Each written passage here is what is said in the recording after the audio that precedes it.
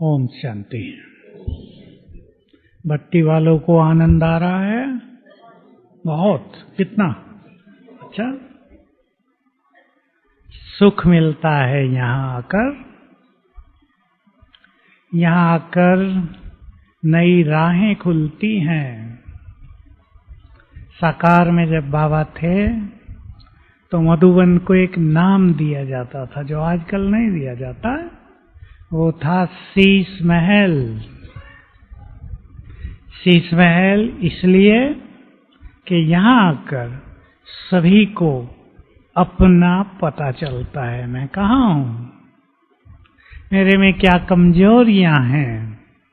उन दिनों कमजोरियों की बात होती थी और अब बात दूसरी भी है। हमें ये भी पता चलना है, चलना चाहिए, हम महान कितने हैं। केवल कमजोरी नहीं, वो तो 84 जन्म पूरे करके यहाँ पहुंच गए तो कमजोरी तो होंगी ही। उनका हमें पता हो कि मुझे अपनी ये कमजोरियां ठीक करनी है, लेकिन ठीक होंगी जब हमें अपनी महानताओं का पता होगा। आज हम आपके सामने चर्चा करेंगे थोड़े समय में तेज पुरुषार्थ करना है। करना है? चाहते हैं? पीछे वाले चाहते हैं तेज पुरुषार्थ, लेकिन हमारी इच्छा दृढ़ है या यहाँ के ही सोचते हैं? अपने को देखेंगे सभी। सचमुच हम तेज पुरुषार्थ करना चाहते हैं? यहाँ के तो उमंग बढ़ती है। लोग वो भी आते हैं जो नॉन बीके हैं, जो ज्ञान में नहीं है, सवेरे 4 बजे उठ जाते हैं, कहते हैं घर जाके भी उठा करेंगे, बड़ा मजा आता है। लेकिन अगले दिन 6 बजे फिर 8 बजे। यहाँ का तो प्रभाव ही अलग है। और ये भूमि संसार की सर्वश्रेष्ठ भूमि जो महान तीर्थ बनने वाला है। तो पहले अपने से पूछें, हम तीव्र पुरुषार्थ करना चाहते हैं और उसके लिए चिंतन करेंगे। मेरे साथ साथ करेंगे। अभी बाबा हमें सब कुछ देने आया है। आया है, मुझे उससे क्या क्या लेना है। ये चिंतन बहुत गुह्य है। अपने से बातें करना। इस समय, ये समय वो समय है जब हम अपने 84 जन्मों का भाग्य निर्माण कर रहे हैं। मुझे क्या क्या लेना है, थोड़े बताता हूं, विस्तार आप करना। मुझे बाबा से सर्वश्रेष्ठ बुद्धि लेनी है ताकि हर जन्म में बुद्धिमान रहूं। यही मिलेगी वो। जिनको डल बुद्धि है उन्होंने यहाँ गड़बड़ की है, पाया नहीं है बुद्धि। मुझे सदा धनवान बनने का वरदान ले लेना है। वो मिलेगा ज्ञान खजाने से। मुझे अपना भाग्य इतना महान बना लेना है कि किसी भी जन्म में भाग्य की कमी न दिखाई दे। पसंद है? 3 बड़ी प्राप्तियां मैंने कही। अब दूसरी जो बहुत जरूरी है, मुझे हर जन्म में रोज 5000 साल में कितने रोज होंगे सोच लो, सफलता प्राप्त हो। ये सफलता का वरदान यहां ले लेना है। ये बहुत सुंदर चीज है, बड़ी चीज भी है और पुरुषार्थियों के लिए छोटी भी है, जल्दी मिल जाएगा। बाबा ने कहा जो अपने सर्व खजानों को सफल करेंगे सफलता का वरदान पाएंगे। श्वास, संकल्प, समय मुख्य चीज ये होती है, बाकी तो आप इनके पीछे आ जाती हैं। हर जन्म में मुझे एक बहुत श्रेष्ठ परिवार मिले। इच्छा होती है या नहीं? मैं तो कई माताओं को देखता हूं, पति लड़ाकू मिल गया, कहती हैं ऐसा पति 84 जन्म में कभी नहीं चाहिए बाबा। मैं कहता हूं रिपीट होगा अब तो ड्रामा, बस बदल दे ड्रामा को। हर व्यक्ति चाहता है ना परिवार सुखदायी हो, प्यार से भरपूर हो, एक दूसरे के गुड फ्रेंड हो परिवार में। चाहती है माताएं या नहीं ऐसा ही? या बच्चे आए और आपस में ही लड़ रहे हैं, माँ के लिए भी समस्या? ऐसा कोई नहीं चाहता। वो सब वरदान यहाँ मिलते हैं। जितना इस अलौकिक परिवार में प्यार से रहेंगे, जन्म जन्म परिवारों में प्यार मिलेगा। जितना प्रभु प्रेम में मगन रहेंगे, हर जन्म हर जब परिवार हमारे होंगे प्यार प्राप्त होगा। और एक सुंदर बात मुझे याद आ गई, मजेदार है। अव्यक्त बाबा ने कहा, जो अपने साथियों को प्यार नहीं करते, यहाँ द्वापर युग से जब उनके मंदिर बनेंगे, उनके मंदिर में कोई पुजारी भी नहीं होगा दिया जलाने वाला। ऐसे बहुत मंदिर आपने देखे होंगे, हमने भी देखे। एक जगह हनुमान जी का मंदिर दिखाने हमें ले गए, इसलिए गए थे कि वहाँ ऐसे वाइब्रेशंस हैं कि वहाँ जाने से रोग ठीक हो जाते हैं। हमने भी देखा है वहाँ। उससे पहले 4 हनुमान के मंदिर और मिले, घास उगा हुआ है, किसी ने कई साल से सफाई भी नहीं की है, दिया जलाना तो छोड़ो। मैंने कहा किसी ऐसे महावीर कुमार की यादगार है जिसने बाबा के यज्ञ में सफाई नहीं की कभी, आत्मजीत दीपक ही नहीं जलाया है। ये सब जहां तहां देखने में आता है। तो चिंतन करेंगे सभी, मुझे बाबा से अब भी और जन्म जन्म के लिए क्या लेना है। इतना सुख ले लें कि सुखों के दाता बन जाएं, इतने संतुष्ट हो जाएं संगम युग पर कि हर जन्म में आत्मा संतुष्ट रहे, भटकना ना पड़े। बहुतों को होता है। एक बार मेरे पास बॉम्बे की बहुत साहूकार माताएं, यंत्र रोड में आते हैं ना वीआईपी, आई 10 थी वो। मुझे बुलवाया, अलग रहती थी कि भाई हमसे आके मिल लें। नॉर्मली तो लोग मिलने आते हैं ना, उन्होंने कहा कि हमसे मिल लो। कहा एक ही प्रश्न आपसे पूछना है, हमारे पास बहुत धन है। माताओं को बता दूं कितना कहा उन्होंने? रोज का हमें 50,000 रुपए मिलता है खर्च करने के लिए, क्या करें हमारी समझ में नहीं आता। भाई चलो 2-4 एक हफ्ता कर लेगा, उसके बाद क्या, घर को स्टोर तो बनाएंगे नहीं। कहा पर अब ये है गहरा प्रश्न, हमें ऐसा लगता है कि तुम्हें कुछ और चाहिए, वो क्या हमें चाहिए ये आप बता दो। मैंने कहा चाहिए आपको और बताऊं मैंने कहा पता तो है मुझे आपको क्या चाहिए। मैंने उन्हें बताया आत्मा के जो अविनाशी खजाने थे, धन संपदा तो यहाँ की चीज है, वो खो गए हैं। जब तक वो नहीं मिलते संतोष आता नहीं। ये जो आत्मा के 7 गुण हैं, ये जब हमारे जीवन में आ जाते हैं तो मन बुद्धि भी एकाग्र, शांत, संतोष बहुत आ जाता है। तो सभी बहुत अच्छा चिंतन करेंगे। दूसरी बात, श्रेष्ठ पुरुषार्थ की प्लानिंग करना, यहीं से शुरू करो। प्लानिंग कैसी होती है? अपना 3-3 मास का लक्ष्य बनाना।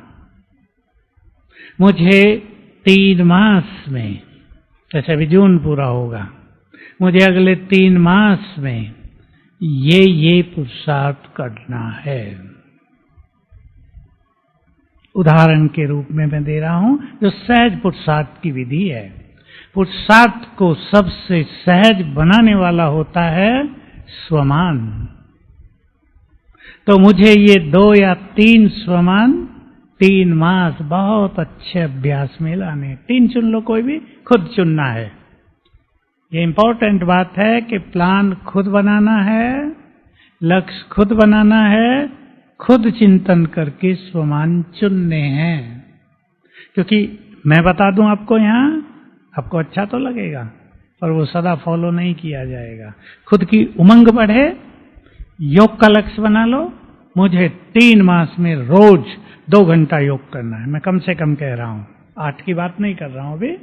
2 घंटे मुझे योग करना है, कुछ बैठ के, कुछ कर्मों में। ये मेरी धारणा रहेगी 3 मास, जब हमने शुरू किया अपनी कमियों को जानना। मुझे 3 मास पर चिंतन नहीं करना है, उस पर वर्क करेंगे। कहीं पर चिंतन तो होगा, वो कहने से नहीं जाता। ध्यान होगा तो 3 मास में काफी कम हो जाएगा या नहीं? फिर अगले 3 मास का बना लो। मुझे इस 3 मास में इच्छाएं कम से कम रखनी है, मुझे बहुत खुश रहना है, ये मेरे स्वमान हैं, मुझे इतना योग करना। 2.5 घंटे बढ़ा दो उसको, धीरे धीरे 2.25 बढ़ा दो, जैसे आप कर सकते हो वैसे। एक साथ नहीं करना है कि 8 घंटे योग करना है मुझे तो आज ही। और योग बैठ के नहीं, ज्यादा बैठेंगे सवेरे शाम, बाकी कर्मों में। योग युक्त जीवन तभी बनता है जब उसको कर्मों में अभ्यास किया जाए। कई संकल्प हैं उसके। आप कर्म क्षेत्र में बाबा का आह्वान कर लो, आ जाओ। आप हमारे गुड फ्रेंड हो, हमारे साथ आ जाओ, हमें मदद करो। दूसरा अभ्यास, सर्वशक्तिवान मेरे साथ है, इस नशे में रह के कर्म करना। तीसरा अभ्यास, मैं आत्मा यहां बैठी हूं, हाथों से काम करा रही हूं। ऐसे कुछ अभ्यास सारे दिन के लिए चुन लो। 7 दिन के लिए 7 स्वमान भी चुन सकते हैं।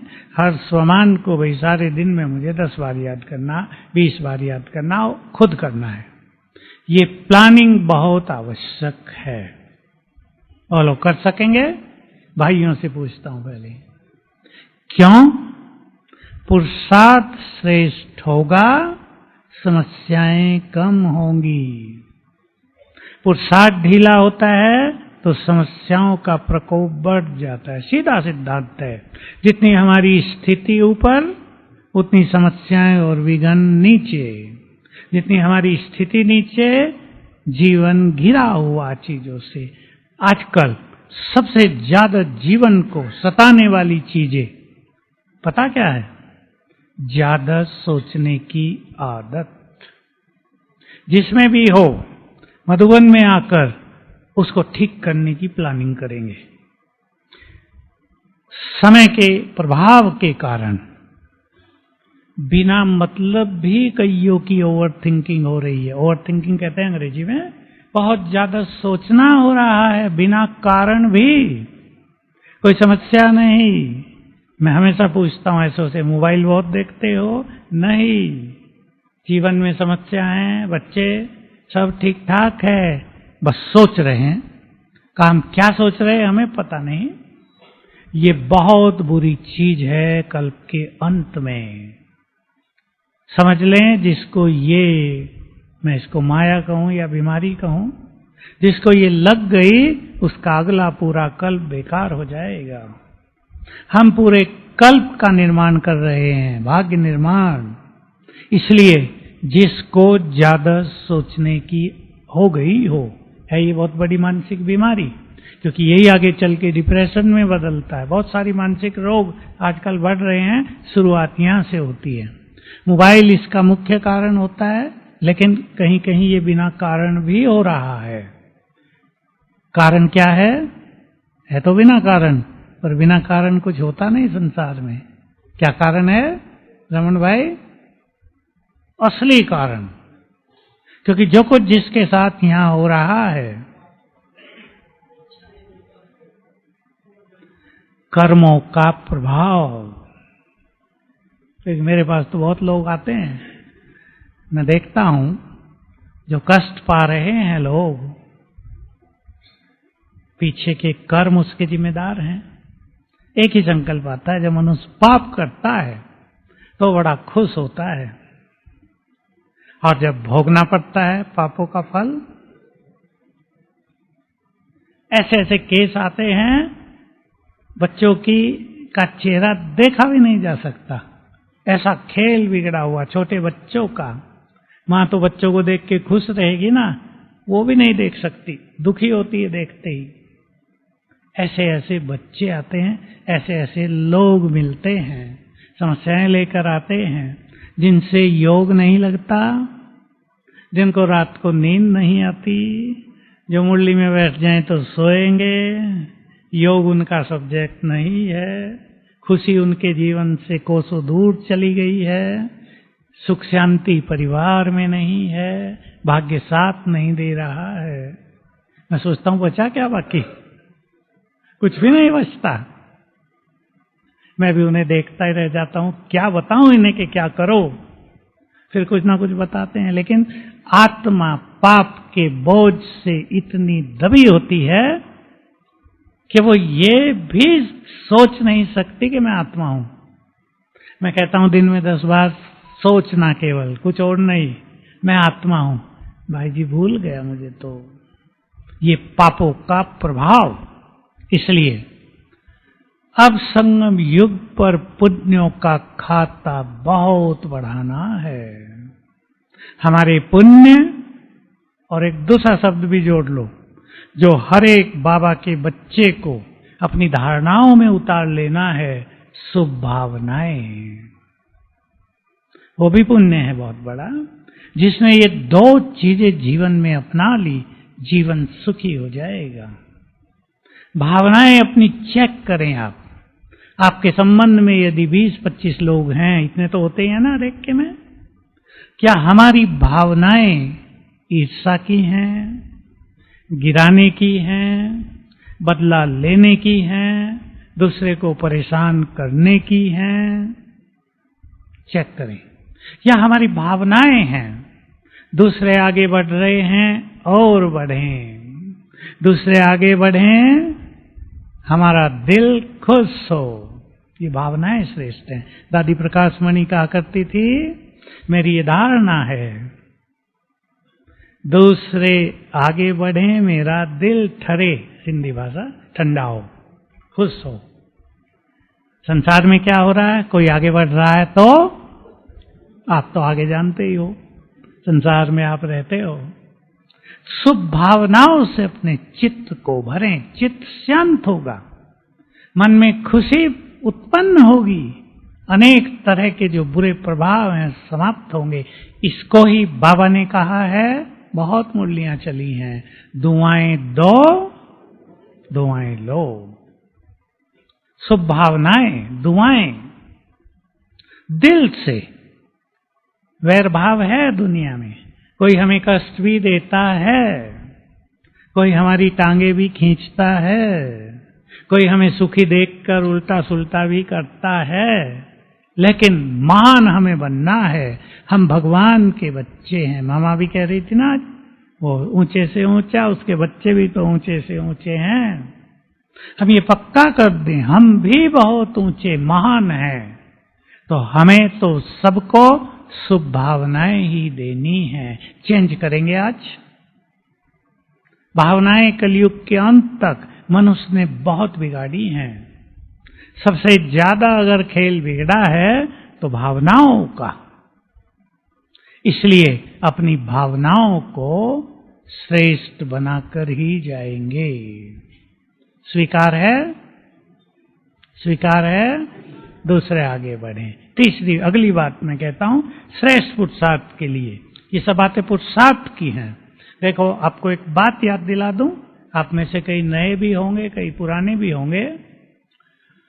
भाई माताओं को जगह कम पड़ गई है, बैठा लो। बाबा ने एक बहुत गहरी बात कई मुरलियों में कही है, अभी नजदीक नजदीक में इसी साल में। साल के 6 मास तो बीत रहे, पर 3-4 मास में ही कही। 3 तरह का खाता बाबा बच्चों का देख रहे हैं, करो याद।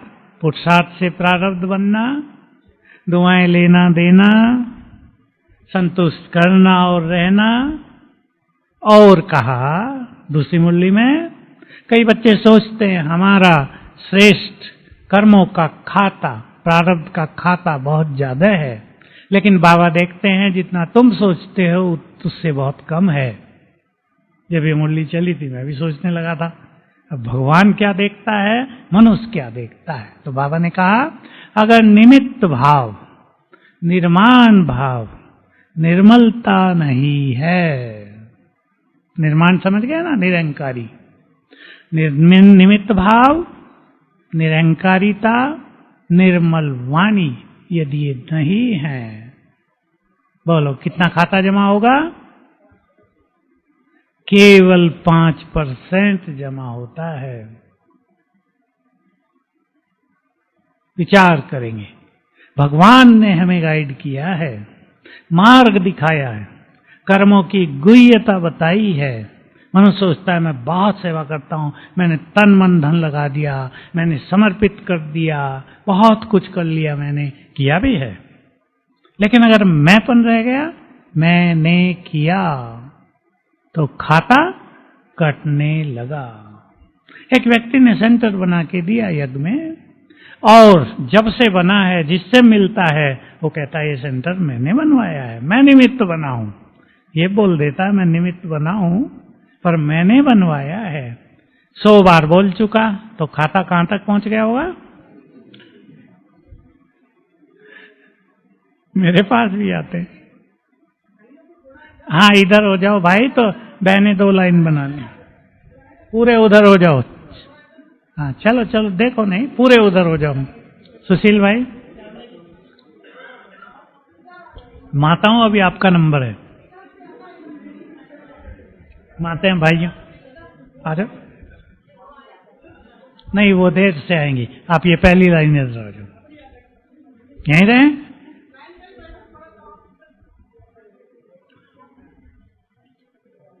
और जो भीड़ में बैठे वो भी इधर आ जाओ। तो हमें ध्यान देना है। ये तो कोई ये बातें हैं कि मैंपन न हो, सब कुछ करो बाबा को अर्पित। सबसे अच्छी स्थिति होती है, सब कुछ करो प्रभु अर्पण, साथ साथ रोज करना है। लेकिन एक चीज से सबको बचना है, वो है टकराव। भाई माताओं कोई भेजता रहे, माताएं वहीं बैठती हैं। टकराव, सब देखेंगे अपने को, टकराव से बचना है, घरों में भी, सेवाओं में भी। टकराव क्यों होता है?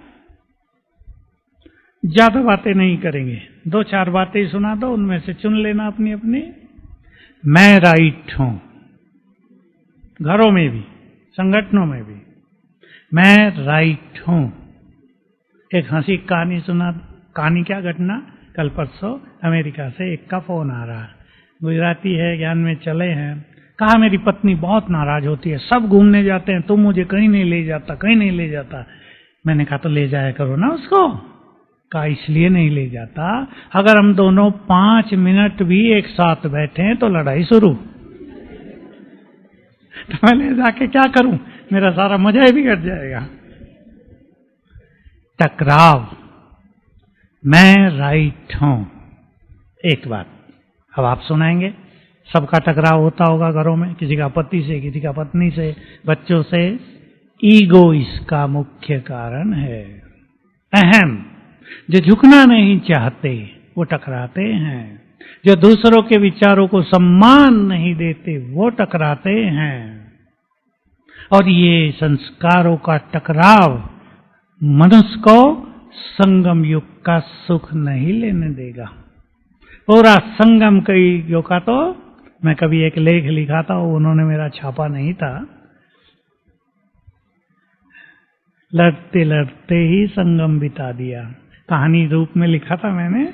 उन्होंने कहा अरे भाई बहुतों को बुरा लगेगा, रहने दो इसको। कईयों का लड़ते लड़ते ही जीवन बीत गया है, न सुख लिया न सुख दिया, न प्यार से रहे न प्यार से रहने दिया। हालांकि ज्ञान युक्त हम होके जानते हैं कि इस समय जो कुछ हो रहा है, हमें साथ किनका मिला है इस अंतिम जन्म में? जिनका जन्म जन्म का कर्मों का खाता हमारे साथ है। कोई को अच्छे मिल गए, कोई को नहीं मिले, कोई लेने आ गए, कोई देने आ गए। तो जो कुछ है, अब माताओं को देख रहा हूं मैं, मुझे देख रही हैं जब मैंने ये बात कही, मैं चेहरे देख रहा हूं, कोई तो परेशान है, लेने आ गया पति, अब कैसे जान बचाए इससे। क्या इसी से मेरी शादी होनी थी? कि एक माता ने तो कहा क्या भगवान को यही पति मिला था शायद दुनिया में लिए।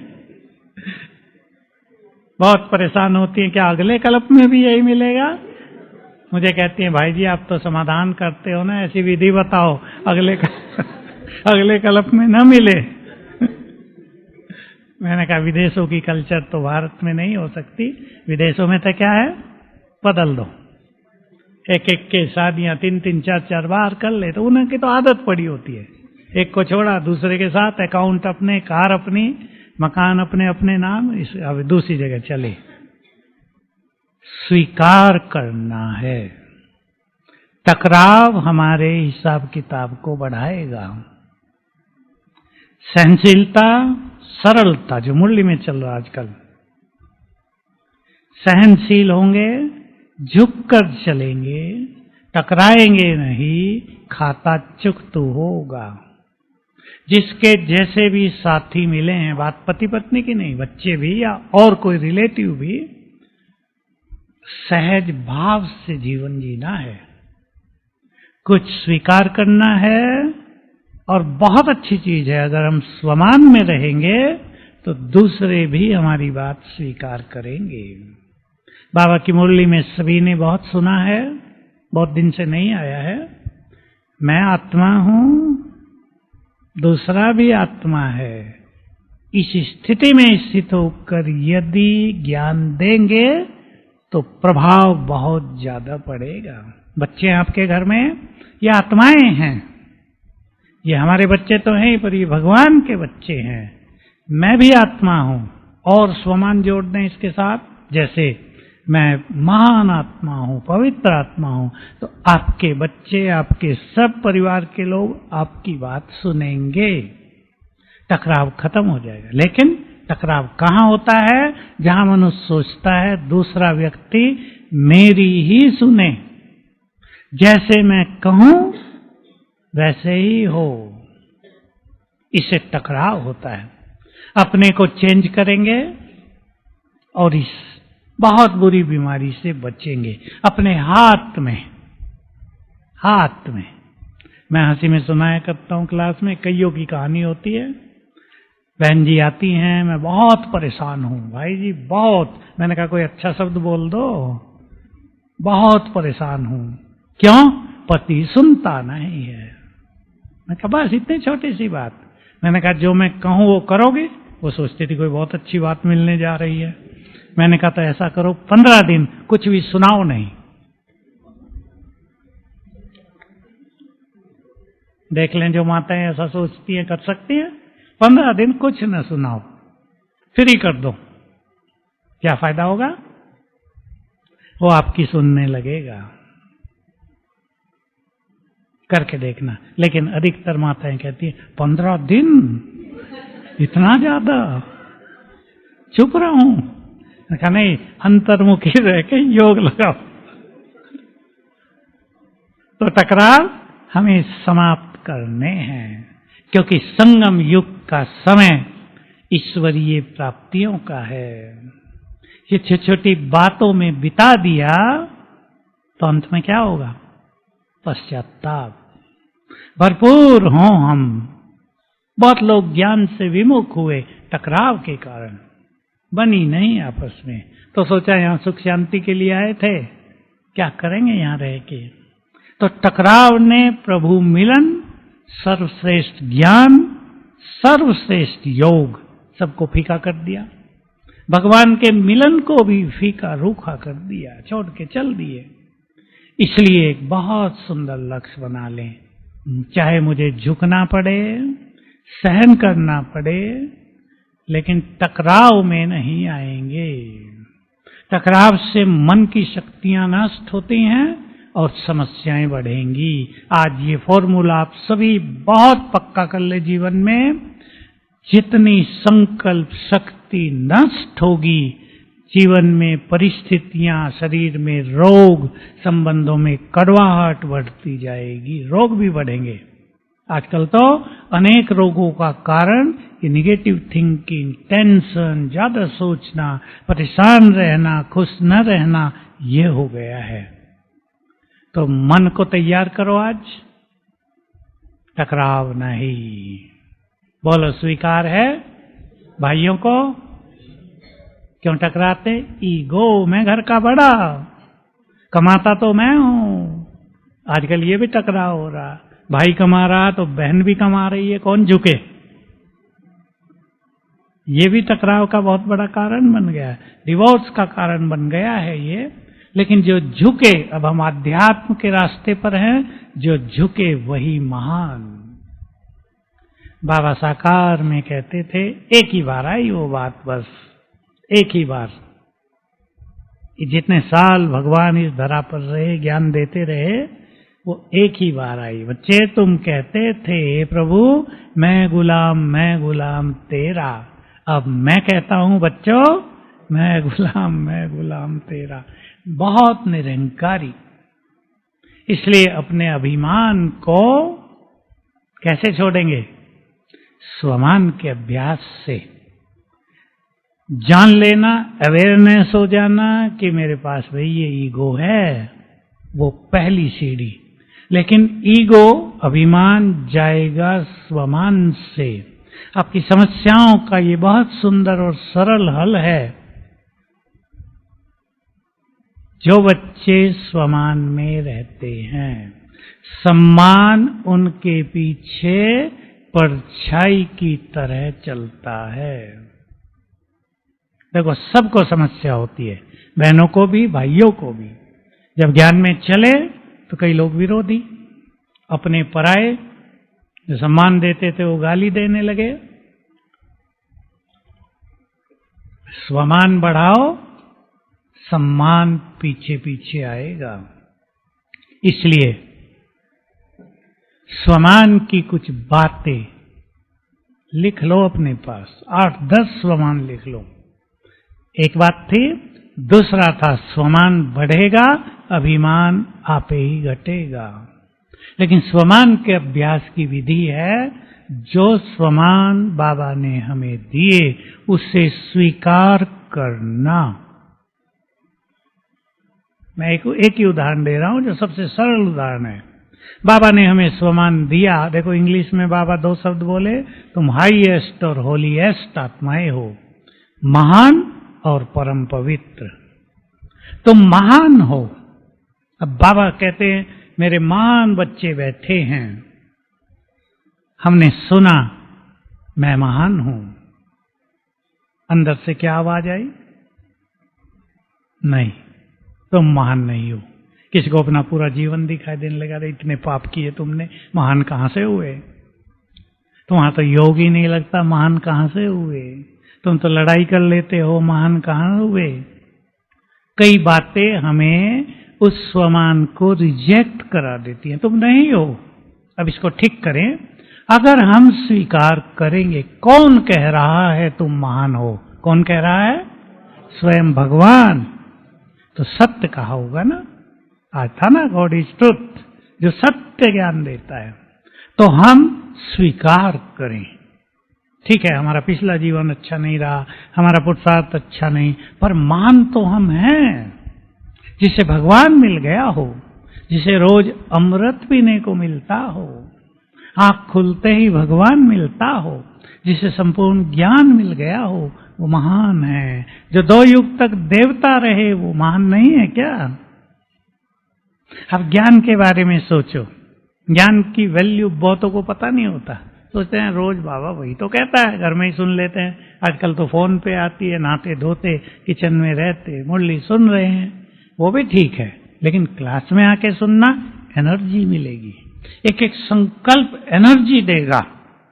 ज्ञान बहुत बड़ी चीज है। द्वापर युग से ऋषि मुनि विद्वान आचार्य सत्य ज्ञान को खोजते रहे। आज भी था मुरली में, ये भी नहीं पता चला मैं कौन हूं, ये किसी को पता नहीं चला, न किसी शास्त्र में लिखा हुआ है आत्मा कहां से आई है। इसलिए भगवान का धाम पता न होने से सर्वव्यापी मान लिया, खेल पूरा बिगाड़ दिया।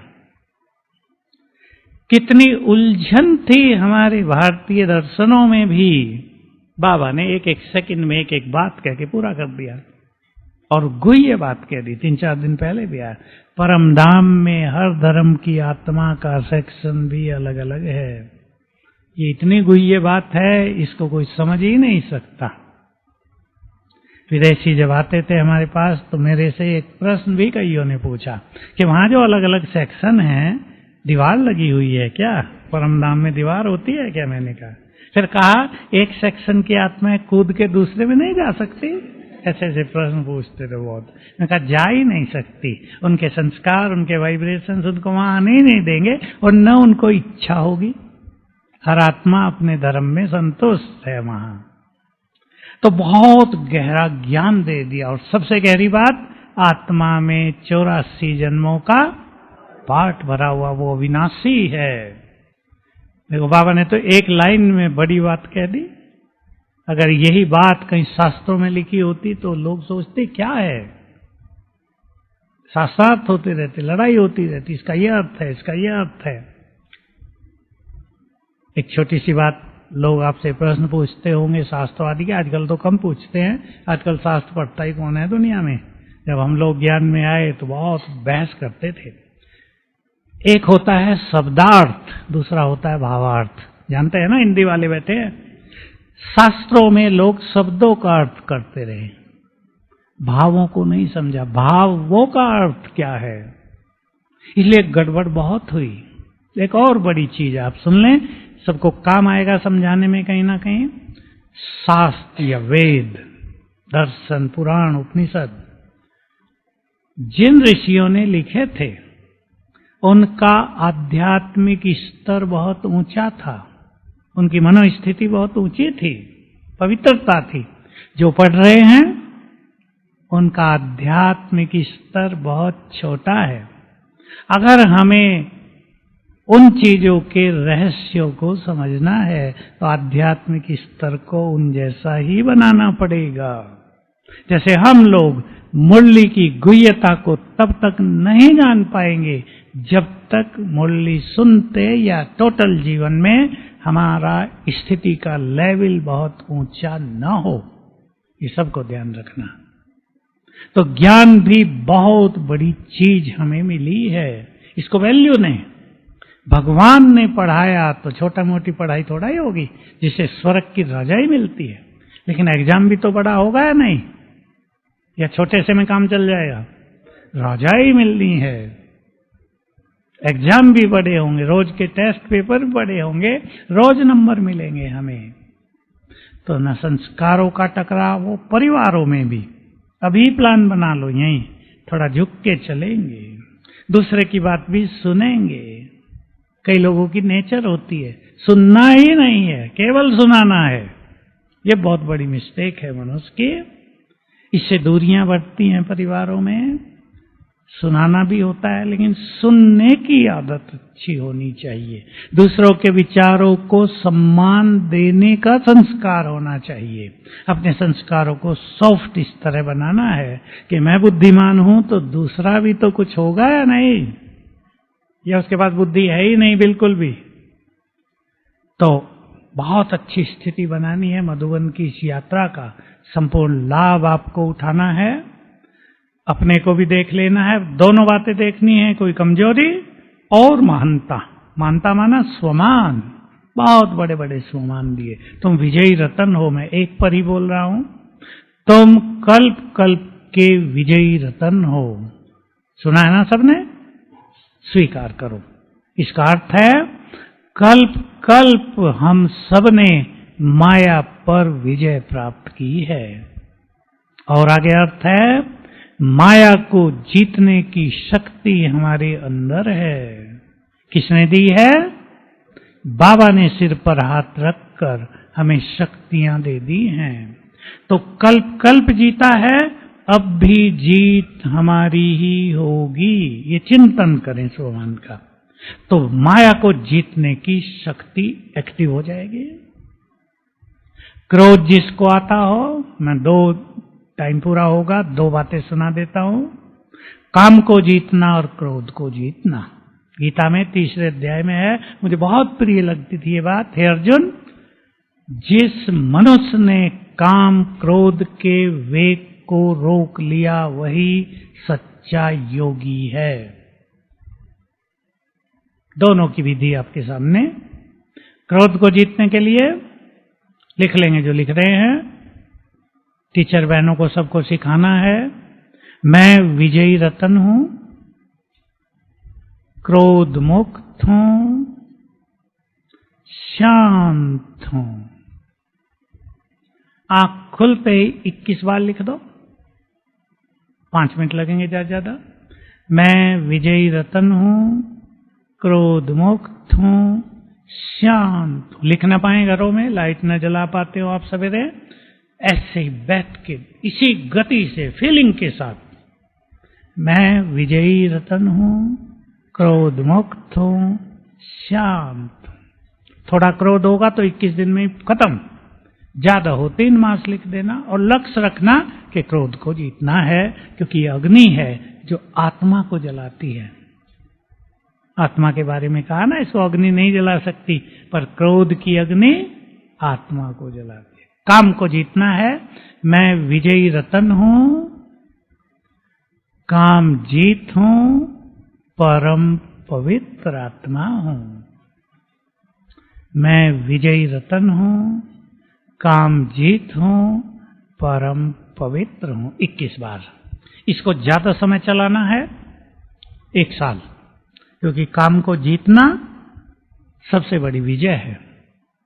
बिल्कुल मन को स्वच्छ कर लेना बहुत बड़ी एक साधना की जरूरत होती है। ऐसे ही पानी भी चार्ज करके पिएंगे क्रोध को जीतने के लिए। मैं आत्मा शांत हूं, मैं शांत हूं, मैं शांत हूं। 7 बार। ये पानी में ऐसी ताकत है कि वो हमारे संकल्पों की तरंगों को तुरंत ग्रहण कर लेता है। सबसे ज्यादा पानी सेंसिटिव है। पिएंगे चित्त शांत होगा। काम को जीतने के लिए मैं आत्मा परम पवित्र हूं 7 बार।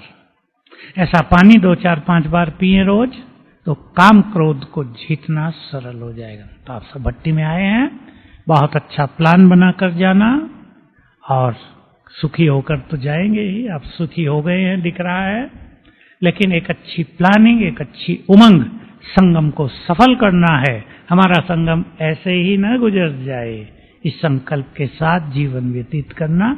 ओम शांति।